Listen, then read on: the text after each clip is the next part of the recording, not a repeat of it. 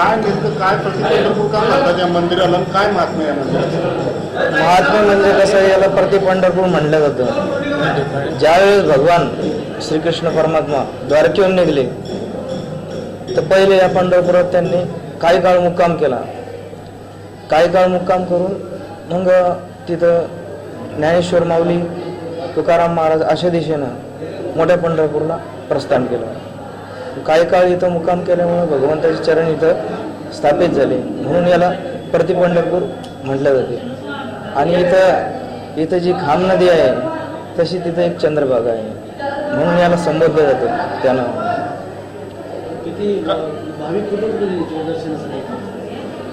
इथं सर्व साधारणतः सर्व महाराष्ट्रातून भाविक येतात.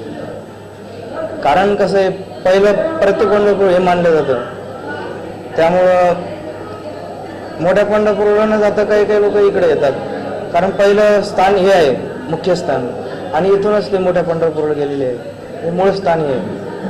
किती गर्दी होते नेमकी आणि काय साधारणतः काय तयारी काय केली? आता इथं सर्व भाविकांसाठी रांगेची प्रशस्त रांगा केलेली आहे. अनुचित प्रकार होऊ नये याची काळजी घेतलेली आहे. तसंच त्यासाठी श्री रत्नाकर पाटील शिंदे अध्यक्ष यांच्या अध्यक्षतेखाली 2000 पोलीस योजना केली आहे. कोणताही अनुचित प्रकार होऊ नये अशी सर्वांनी दखल घेतली आहे.